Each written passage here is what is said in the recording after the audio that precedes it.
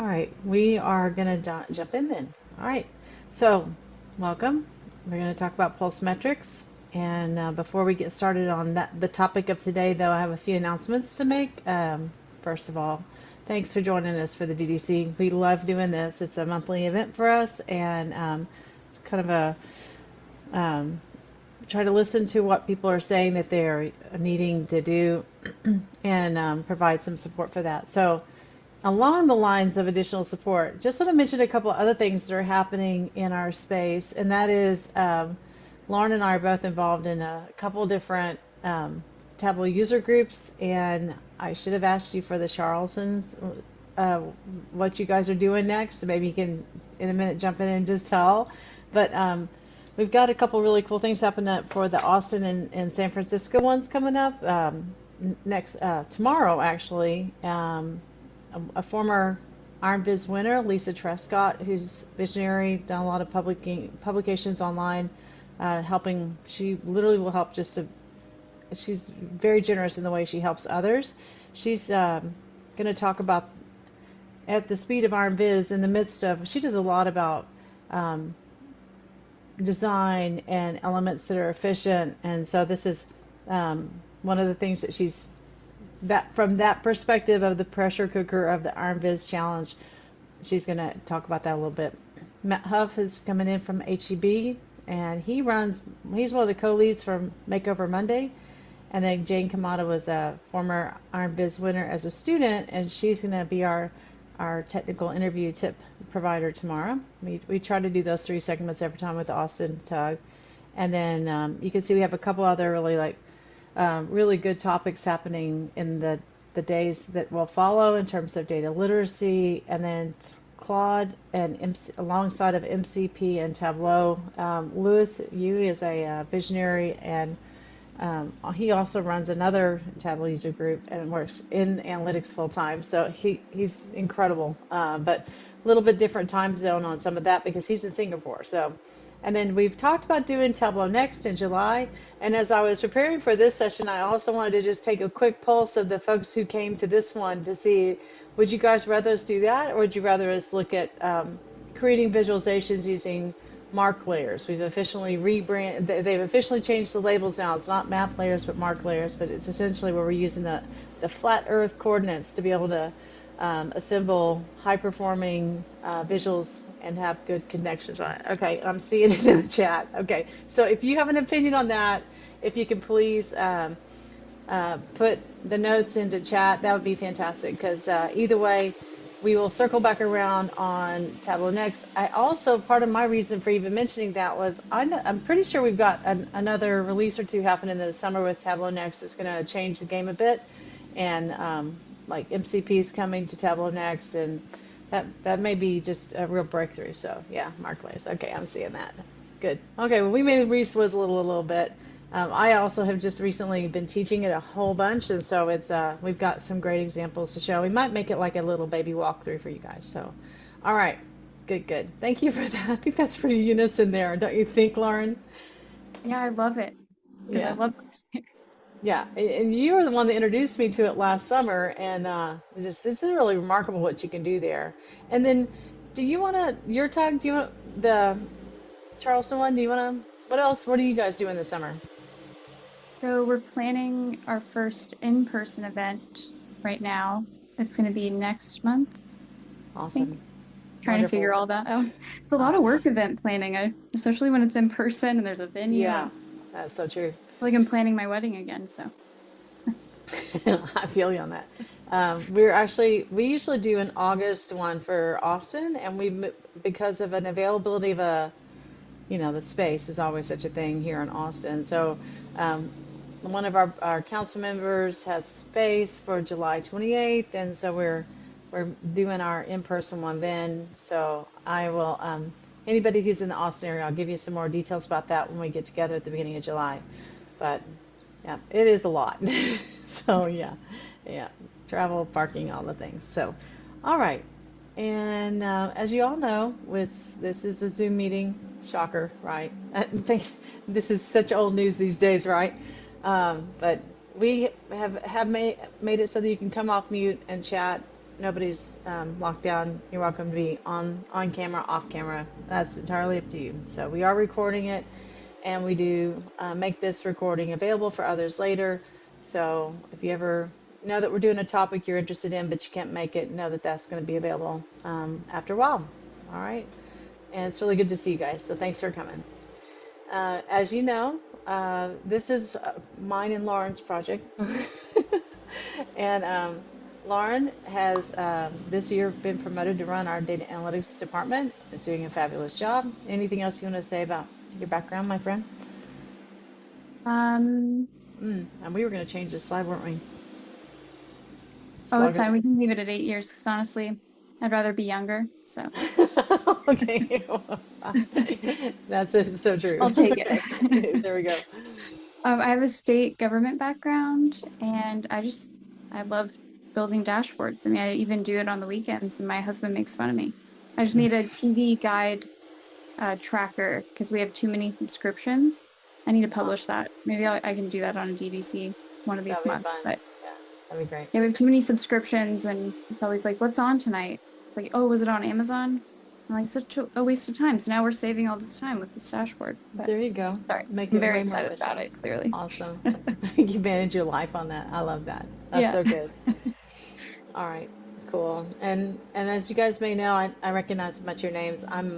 I do training enablement here and in the rest of my life as well. So like I have been teaching Tableau specifically for 10 years now, and I've been teaching a little bit of Power BI this week, and I'm remembering all the reasons. That you hate Power BI?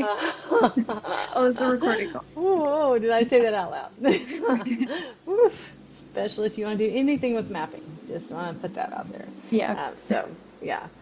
Well, but where there's a will, there's a way, I guess, with most any tool, right? But in any case, love Tableau very much, and I am very much amazed at the data fam. That by itself would be a selling point to me. The community around it is extraordinary, and in this day and age, where there's a community of people who are literally giving of their time and resources to help everybody improve and do more and do better.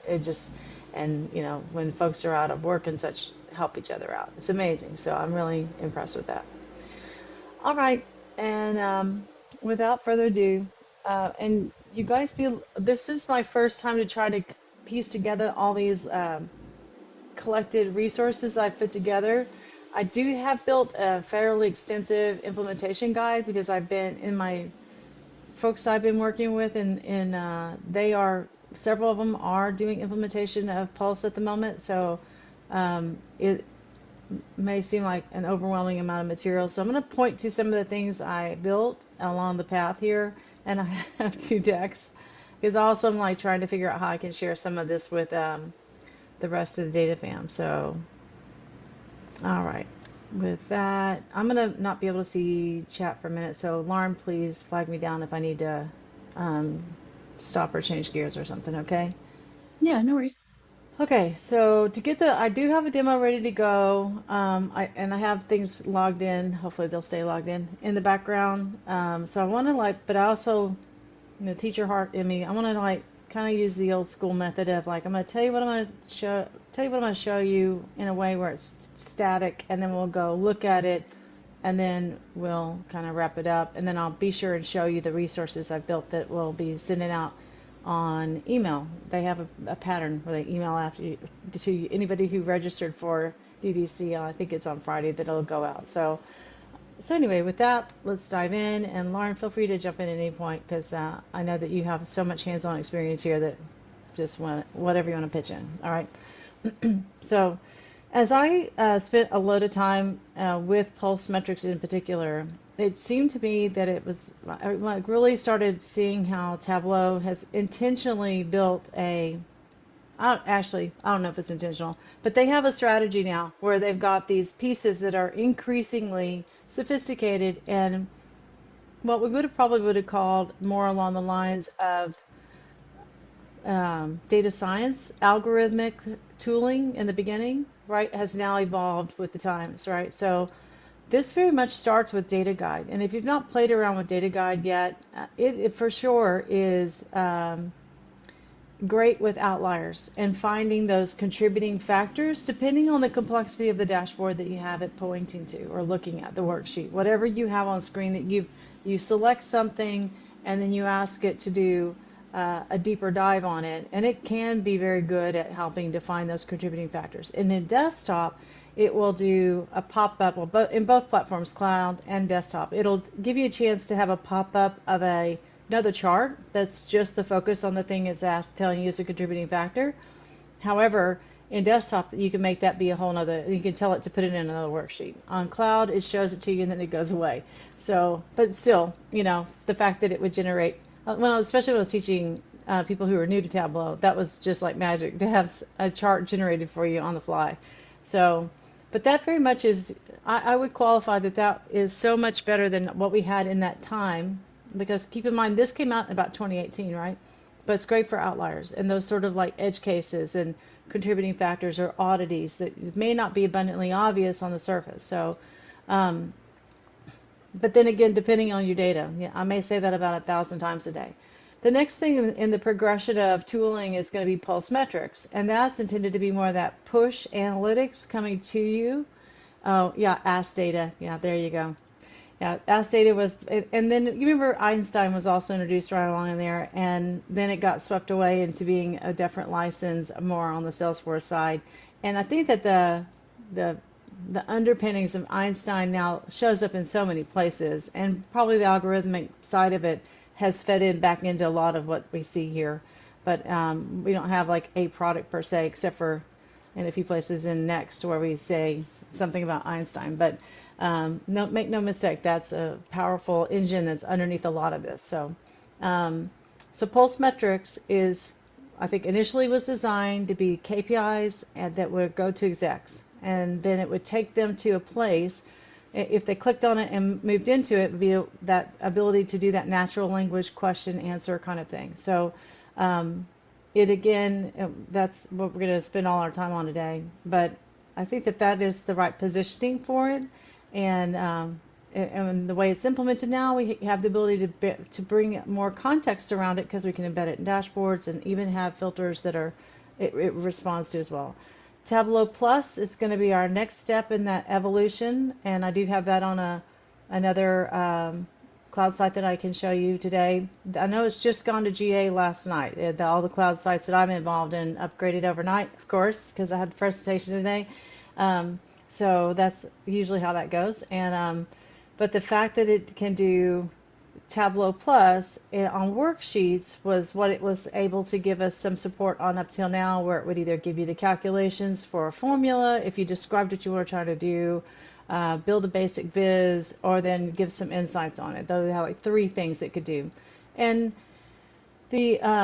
the strength of it rose or fall on the data that it had access to, but there are also, if you were using Salesforce data, you could actually train an agent on the backside. So you had the option of doing agent grounding training, however you want to phrase that, but you didn't have to. But it was obviously going to be better informed if there was more context that was provided with the agent that was giving you those insights and recommendations. But the fact that it could do something without any of that context was remarkable. Now, the thing that's been added just right now as we're speaking is that we have the ability for it to operate also on a dashboard to give insights and then descriptions, and then give you generalized insights and descriptions if you don't have anything selected.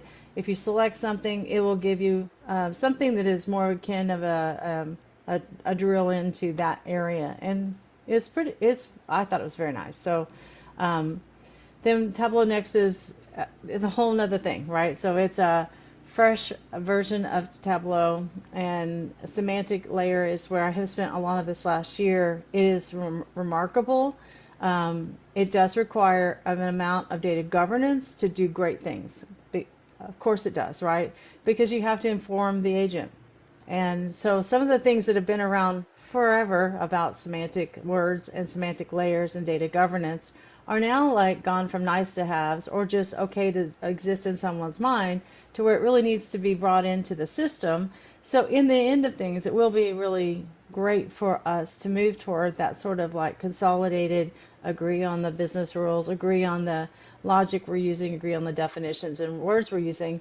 But that is not there's been no systematic reason for us to have to do that up until this point, unless there was an organizational requirement to do so. But that's like the progression of what we're looking at here in terms of products, and I think that's important to like recognize that, because Pulse occupies this space before we get into the agentic era, right? So, and that's part of the reason I spent the time on like kind of pointing that out, because it's very clever and very effective for what it is. And I think that people implement it now. Now being on this side of my process this spring, I think that unfortunately it gets implemented very shallow, and then it doesn't bring as much value as people were expecting. And I think that that's because there may be some things I want to point out to you today where it's almost like a missed opportunity to do something better with it.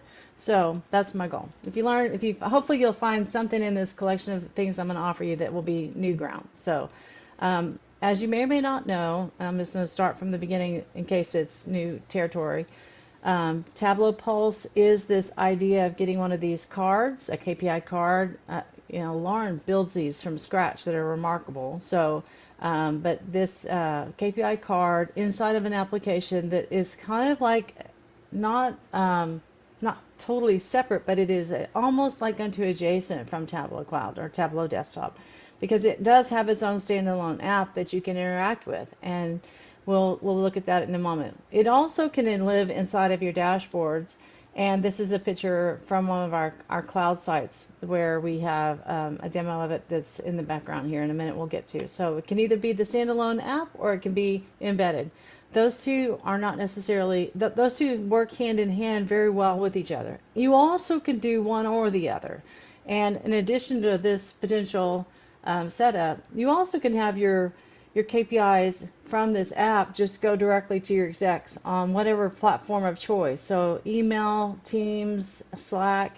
So it doesn't even have to be a part or a member of a dashboard that you, per se. You could just create them and have them being shipped to whoever that is responsible for those KPIs, that whoever is measuring that or is aware of them or needs those. So those are kind of the key components of this in terms of like where things live. Okay, now so Pulse on a dashboard, this would be what it would look like. You can turn it on to have this they call it Pulse formatting. That is the beautiful like tile or not, and you have a couple different ways you can configure it as compact or the full thing. Now to edit it inside of edit mode, right, on cloud, we would hit, just like all other dashboard objects, there's a frame and there's a control panel that's tucked away underneath that little caret or upside down triangle, however you want to rephrase that.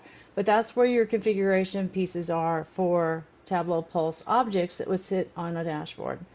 The first screen here is going to ask you if you want to configure it, or if you're just if you're just adjusting the formatting for how it sits on the dashboard. Okay. Let's say that we are going to select it and we are going to do something else with it. So maybe we decided there's not room for the full display of the little chart that comes below or the descriptive insights, then that would be the decision of full versus compact.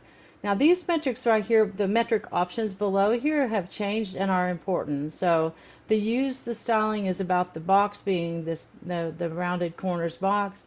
The next one down is respond to filter selection. That's new this spring, and it is fantastic. Now, it also is dependent on, though, in the configuration for the metric, that dimension that you might do the filtering on be referenced. So it doesn't necessarily inherit that, like, with a filter on a dashboard, you can say apply across worksheets or apply all on dashboard. That similar kind of characteristic, it doesn't just command it to exist. You have to go back to the Pulse definition and add that dimension in as an option for it to be sliced and diced based on. But then it's very nice because it can stay in sync with the rest of the items on your dashboard. You also can make a choice on whether or not you're going to have it linked to the other app. So I was on a call a few weeks ago and the people were very bothered by it leaving and going to the other app. You can literally turn that off if that's a problem for anybody that's in your, if that's unsettling for your user base, then turn it off. Make it stay there. If I use this execute on this option right here, back to metric list, the next thing that's going to happen is it's going to give me a list of metrics that I have defined that I have access to. So there's a couple levels of access and permissions that I also want to point out as we go along. Now, if you're over in cloud and you have data guide and you've opened it up to do something, even if you have Tableau Plus, but you've not activated metrics for some reason or another, the first thing data guide is going to do is offer for you to have it's going to recommend something for metrics. If you have something that you're drilling down into and you've asked it to evaluate, the first spot on that window is this recommendation regarding Pulse and what that might look like. And if you just click on this space right here, it would take you over there and have it started, like pre-populate a little bit that you would continue and make the definitions for. All right. But then below you can see that this is where the data guide traditional things are starting to populate below that if you've used data guide. Another important concept about metrics and about Pulse metrics is that there's the definition of it and then there's the presentation of it, and they really make a delineation between the definition and the metric that appears before on your screen. Okay, and you can have one set of definitions that drive several metrics, and people subscribe or follow or have edit permissions to the metrics, is not necessarily the definition. So those things are separated, and it's good to know that, because as you define a Pulse metric, there's two places where you set up some options related to filtering. And so the way you may be wondering, why would I have one that has more? Well, if you wanted to have, let's say you had a territory that you had a regional team and you wanted to have just their one metric that is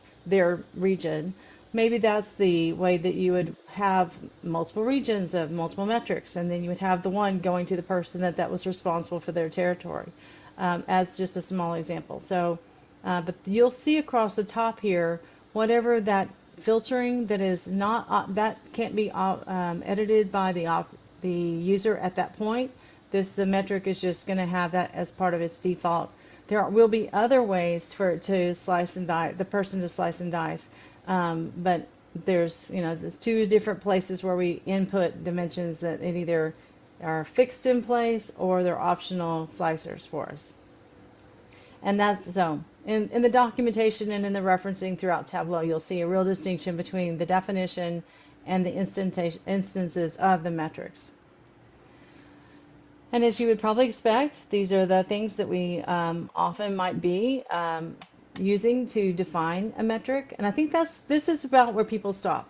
Okay, so we usually get a few things in there, we get it looking kind of nice, and then we're off to the races with it. But there's a lot more there are opportunities here for engagement. And since that's kind of usually been my jam of engagement, and even with training, if people don't use what I've taught them, it's usually lost, right? So one of the things here I want to point out is there's an opportunity to have up to 5 links in this core definition.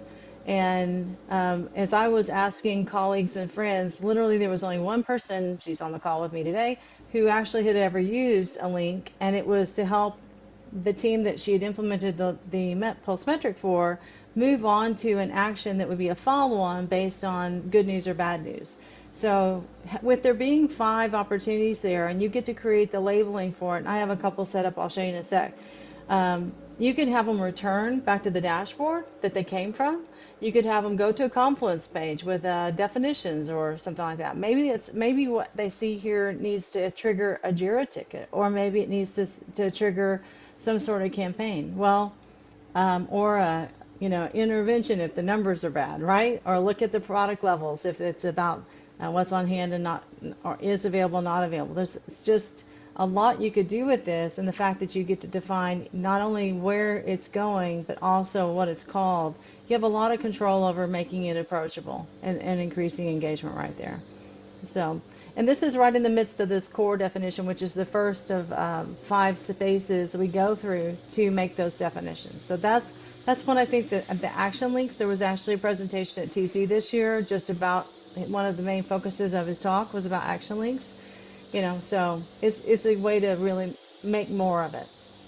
And I'll show you how that shows up in a few minutes. So So we have in here we have definitions that we're going to put in place that are not like they're immutable for the user. And then we have ones that are options. And these options are important because that's where the Q&A part of the natural language processing, as well as anything that's embedded in a dashboard that you want to have sliced and diced, those features or facts, dimensions, however you want to refer to them, they need to be included here. So if you have a new filter on a dashboard, you might need to go back into your definitions and add that dimension so that it can be responsive to the filtering that's happening on the dashboard.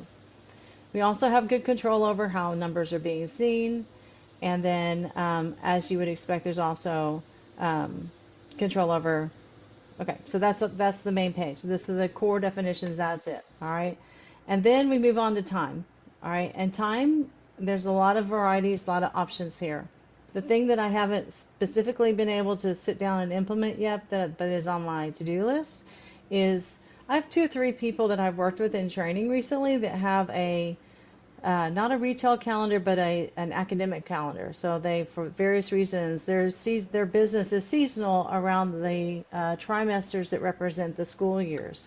One of them is an educator. One of them is their business just rises, and they serve those markets, and so they have that focus. So there you can see the peaks and valleys and seasonality of their activity, their business activity, very much in that way. The default settings here, you have a chance to do a date offset, time comparisons for what do you want to use this period to that period. What is the choice of what you're comparing for the little this section of the dialogue that it's going to provide for you. This is where you set it up. Now, the custom comparisons and the calendar of a custom calendar.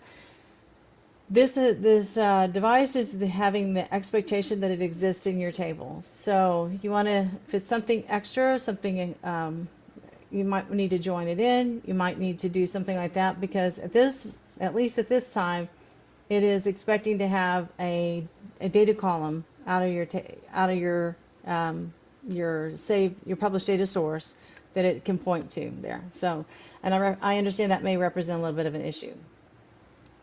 And Lauren, have you been able to implement a specialty calendar in this environment yet? I haven't. I've had to go in and create that like custom definition, but I haven't used like the set calendar yet. Okay. Did it work out well?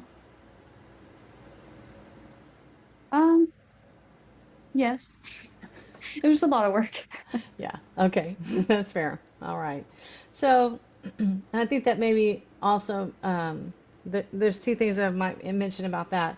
The Pulse team this year really took up the banner and has gone to market faster, and with some changes in their delivery every 2 weeks. They've been on a bi-weekly, sorry, not bi-monthly, but every 2 weeks delivery pattern. So every 2 weeks there's something coming out from that team. And then, yeah, and I think that if you jumped into Pulse a while back, and maybe were disappointed, I think giving it a fresh look you might be well served because it is gotten a lot of attention and development time the last year or 2, especially the last year. The next thing is ability to set goals and thresholds and or do it manually. So if it's in your table, if you have or just use something you could relate like budget or target or actual, some of those fields, if you capture those, if your work is project oriented or if there's commission goals, something like that, that could really help make it more meaningful to help people track where we are, how the actual is comparing to that. And then I also just wanted to include that what this would look like when you set the manual goal, because it's not right here in this dialog box with the threshold or goals set up. It's a little bit later, and I think that may be one of those things that people miss as well, because it got added to when you have it defined and you have it saved, then you can come back in and you can edit the definition, and the first thing on that list is to set a threshold or goal, goal or threshold, and that's your chance to set a manual one. So Yeah, so that's another little thing that I feel like may be missed because of just where it is. All right, now we get to the insights, and this is what I think is where people are sold on pulse metrics, and actually is very cool, but is also really dependent on how things are set up and the data being in place for it to be supported. So, in these core definitions, we had those optional dimensions. Well, that's the fuel for this insight, what you're going to see on the insights. And this section of the configuration path is literally meant to help you see what it is that it will be potentially offering to your stakeholders. So comparisons, top performers, low performers, um, whatever it finds that are key contributors, that sort of dialogue is what it is programmed to provide and can be very helpful. So just know that the dimensions that we gave it are going to matter a lot. And then you have the opportunity to also define what good news is, what bad news is, with some constraints here. It's not an open field, but it is, whether or not the values are up or down is going to be helpful. And then what is your define granularity here? So it's not necessarily something you have to turn on, but it can help control how it sees units. So that I can't imagine it not being important, but it's an option. Okay. Then separately we have we get that saved. We separately get to manage who are who are editors and who are our and we have managing of followers as well. So we can view, add, and remove, and then just keeping in mind that the metric and people following the metrics is not the same thing as them being connected to the definition. All right, that's separate. This is going to be what a person would receive if they either were requesting something they didn't have access to, which is the reason I included it. I wanted y'all to see that because whatever happens with Pulse does not override the cloud site roles or the data source permissions or even the project permissions. So that keep in mind that cloud in and of itself has this really pretty robust down to row level security, right? Stratified permission system, and Pulse metrics being kind of a separate entity does a check on that before it provides that back to your user. So that has to line up. And they in their documentation talk about how that they intentionally made it more open for people to define, but then when data is involved, it validates against the cloud rules. So now if I was responsible for that, and I recommended this to a team I was working with last week, I would always want to check that, validate it, run a safety run on that. But that is what this is supposed to do. A couple other fun things to talk about here is Tableau Mobile. One of the new things this spring is they have a widget that is going to give you this kind of cute, app update when you have push notifications coming to you. And then we also have the new filters I mentioned that I'll show you in a second. All right. This widget required, I tried to download it on my phone. It does require a newer version of the Apple OS if you are an Apple iPhone user, but it's all possible. And I also put a link, I'm going to share this deck with you guys on the email that'll follow up. And so I've included the site where you can get to see what their biweekly release notes are. And when I started this deck, that was the most current. They had an update this week as well. Another cool thing is that we have a separate Tableau apps for Microsoft Teams. So you'll notice that is actually a Teams window of a conference call happening, and we have a little Tableau icon up here being embedded in the tools that are available inside of the Teams conversation. So I don't have this set up on my system, so I didn't test this personally, but for those of you that are Teams Microsoft houses, I would really encourage you to try it out and see just how much more integration you can get. Because I just part of the reason I enjoy teaching Tableau Cloud is not necessarily because of Cloud, except for that Cloud has subscriptions and alerts and anything you can do to make it easy for people to see what is key for them to be, what they're being measured on. That to my mind is a win. So um, this is just one more way to bring data to them and put it in their normal path instead of having be another place they go to check. And finally, on this part anyhow, Tableau Pulse is well represented on Trailhead. If you guys haven't seen Trailhead lately, it got a massive facelift the last 2 years, and I observed that they are prioritizing having things come out in it right away alongside of new products coming to market. So like having been involved in Tableau Next a lot this year, it is also there like in abundance. So it's fascinating how that is really, it's a good place to get started and have some good quick looks and demos on it. Okay, so let me switch gears for just a moment. And a couple resources I'm going to point out before we dive over into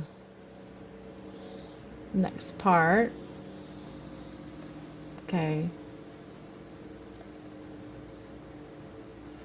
I have a little app Claude and I built. We've been doing a lot of that in-house these days.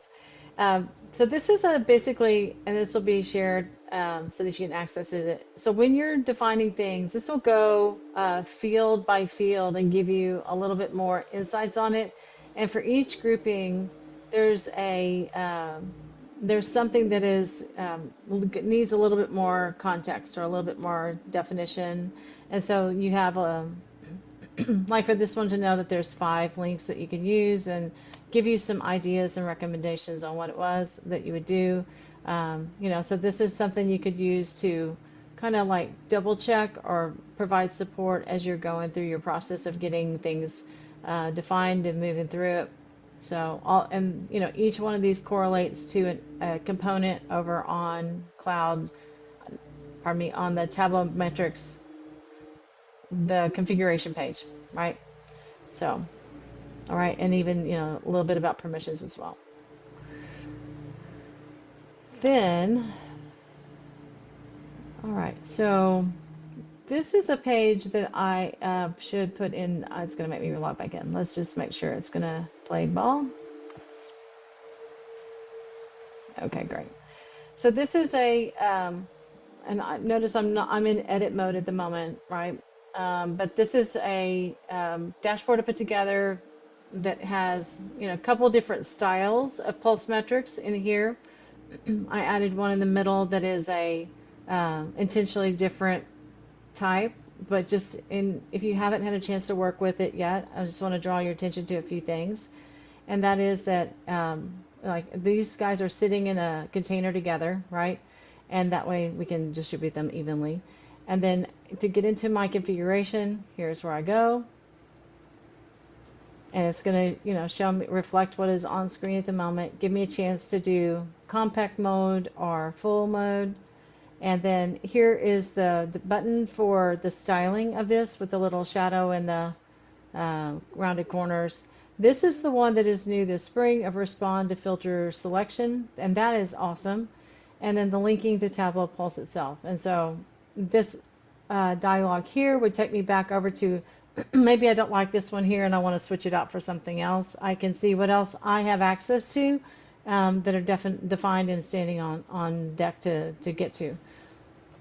Now, this is, even though I'm in edit mode, this should work fine. If it doesn't, I'll go in publish mode. But I have my segment. I also have a subcategory filter here. And just to test it, you can see my 2 visualizations changing, and you can also see these 2 changing and this not changing. I intentionally left it where this one did not have the update of that factor of segment, but being able to have them be in agreement around the clock here, I think is really good, and then also provides some insights without it having to be disjointed or static, unless there was a specific reason for it. Let's see, what if I'm looking at technology here? So let's just do copiers and phones and machines and then apply, and I can see that, and this one I updated with subcategory. I did not update this one with subcategory. So you can just see,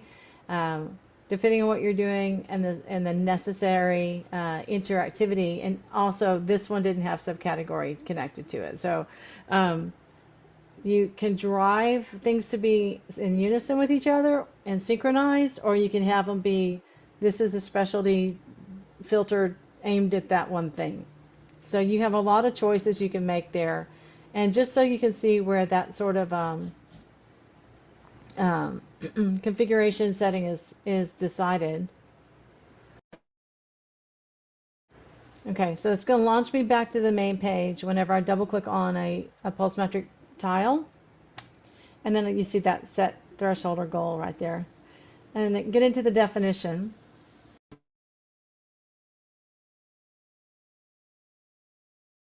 Okay, and then we have a couple of things that I want to point out here, and I should have gone back to that first. I'll go back. See, here's my links. I have a link that going to a customer detail, like a breakout. I have a return to the sending dashboard. I literally was on a call not too long ago where the executives were frustrated with the fact that they had to get back to it, they had to go back to Tableau Cloud through here, and it took them back to the main page, and I don't blame them. That's not necessarily a very smooth UI for sure. Then we have a couple of different places where we have the ability to slice and dice. And the way that this is going to show up, keep in mind, over in when I have it out of edit mode, we'll get to in a second, but here's my links, and we have two sections where I'm adding dimensions to this, right? And you can, these dimensions right here are set up inside this environment where I've chosen them here, and I get to see straight away what that's going to look like, right? And anything I change there overwrites whatever is in this. In fact, you'll see these are not clickable, right? Because it's done inside of that spreadsheet. Then we have optional ones. This is where we need to add something if I was going to include it in a filter that's on my dashboard. So these optional metrics are dimensions that we need to use for slicing and dicing. All right. And we talked about the year, the time, the threshold coming out of a table if it was there. And by the way, that creating an advanced goal, if the goal was something that was a metric like a multiplier, then you could most certainly add it in here. This is where we're going to get to see these various insights that it will do, and you can see comparisons and the type of trends, top contributors, bottom contributors. That is the language that is done here. And those sort of questions are driven largely from the dimensions that you make available in these definitions. So that's why it's important to preview also what's going to happen. You can certify, and then you can also do define who can edit the definition. Okay, beyond the followers, we get to define it here. All right, so I'm going to save this and go back into it. All right, and as I save it, this is the page that someone landing here would see. Here's my return to my customer detail and go back to the sending dashboard. So this should take me right back where I was. And yes, it is going to open a new tab, but it's not going to be, it's not the return loop that is taking you someplace orthogonal. Okay. As an example of adding them, as you guys are, I'm sure, aware, it is a dashboard object, and we just to pull one on, I've got a container there. It needs to reconnect, and then I can do this. Let me just add my container back on. All right, and then I'm going to bring my pulse metric in. It's going to ask me to choose which one. Let's see, how about I do customer profits? It's going to show me, I need to select it. It has you select in case there's more than one. You can see what it's going to look like, full or compact. Let's do that, compact this, full this time. I like the style, and I do want it to respond to things on the dashboard. But that also is going to mean I need to double check and see if this one has category involved in it. So I'm going to add it to the dashboard. If it's my one and only, I probably want to put a blank over to the side to get it to be a little bit more in the center, because they like to be a little bit cranky about how you format them. So there we go. All right, so and then if my find out that my viz is not connected, so this would be my instant feedback that I don't have this one as set up for category. So just to follow that loop of what I would do, so I need to add category to it, and I'll need to do more with it and do my edit here. And then down here in my optionals, I'll need to add category, this right here. So I need to add category to it. Now, you are boxed into whatever it sees as a dimension in your table, but I have a category there. That's not a problem. Next, and save.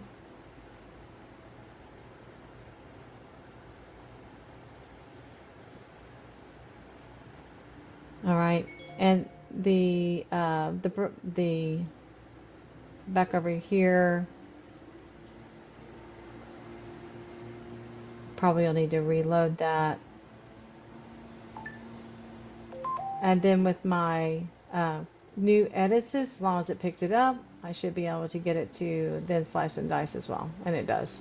So yeah, that's the full loop on that, and it actually should work out really well. And just want to note that, you know, these things can be pushed out to Teams, Slack, you name it. And yeah, so the other thing I'm going to share with you guys is an implementation guide. And then also I did put together like a little bit more detail on the definition section with more context there. And a little bit of some best practices at the end of what works and what doesn't work well, and more on that linking pulse to specific actions.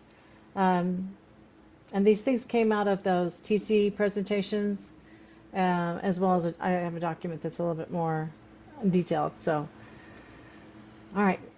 So let me just pause there for a moment. How are we doing on any questions or thoughts? Anybody try with pulse metrics that they've had some concerns or maybe some good experiences with as well? Yes. Do you have a agentic um, or voice or prompt-based build out of these, or where people can use like skills or plugins from like Google to be able to let someone design an actual dashboard in here with voice or with prompts? So you definitely could do that with Plus and with Tableau Next. I don't know about Pulse. I'd have to ask, but I'd be happy to follow up with that. I'm just making a note. Says I think you'd probably need to have like an MCP approach to it, an API for that, right?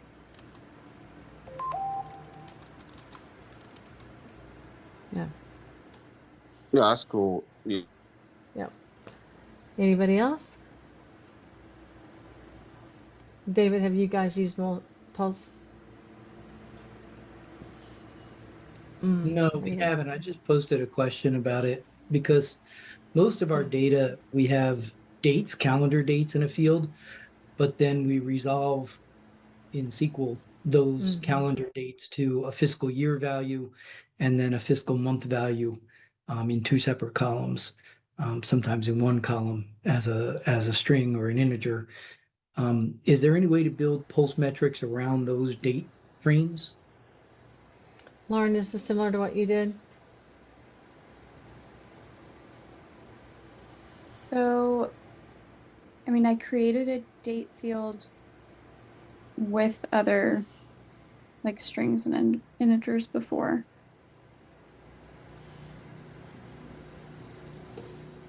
I think it's possible. It's just a little, it's a lot to set up, I guess would be, yeah. So you're resolving it in SQL, so it's already in your table before it comes in? Yeah, the three fields, the actual calendar date Uh-huh. field, which is a date value in SQL, and then usually a four-digit, an integer for the fiscal year that's Mm-hmm. that date falls into, and then the month value the fiscal month that that date falls into. So Mm-hmm. what I have to change, I don't know. I'm wondering how I would, I mean, I can think of maybe a way to do it, but it Mm-hmm. would it recognize something like that as the time basis for pulse metrics? I mean, Oh, sounds it, like it should. yeah, no, it should. Sorry, my Yeah. internet keeps cutting in and out. Um, yeah, if you set the calendar, I think it doesn't it show that?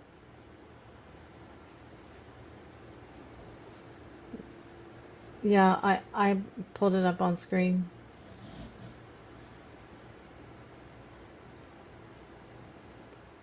Yeah, as long as you have that reference date. But you said you tried it and it wasn't working, David? I didn't try it yet. I'm just we don't haven't used pulse metrics much. Although I've been watching the technology evolve for a Mm, long time. yeah. Um, Yeah. they just don't use them where I'm at right now, and there'd be some great opportunities to use them. But I want to, before I commit to doing something, I want to know if it's going to be flexible enough to basically do the pulse metric, but instead of, I guess calendar dates on the bottom, it needs to Mm-hmm. Mm-hmm. reflect fiscal year, fiscal month type Right. Right. day within the month, maybe, Yeah. if it's daily. Yeah. I think that's what this is specifically designed to do. Like, I don't have a data set to try that out on, but maybe that's something we need to do next is do a proof of concept with a fiscal calendar. My customer needs to do a trimester kind of thing. So, but Yeah. For instance, our fiscal year started June 1, and then you've got yeah. some even some idiosyncrasies in there. Some of our customers use a fiscal calendar that starts like April 30th. It's unusual. I would feel fairly confident that it is queued up to use a fiscal calendar. If for for example, parent company Salesforce, they don't run on a regular annual calendar, so they no doubt are I mean, they supposedly are using this internally, and theirs is askew by one full quarter is off. So. Yeah, we'll have to Okay. look into that and find out. Maybe I can find a demo data set to do that with. That would be good, probably. Yeah. If you try it before we talk again, I'd love it if you'd shoot me an email on how it goes. So, I have to see if I even have access to pulse metrics. there you go. Yeah. Yeah. Yeah. Okay. Thank Yeah, you bet.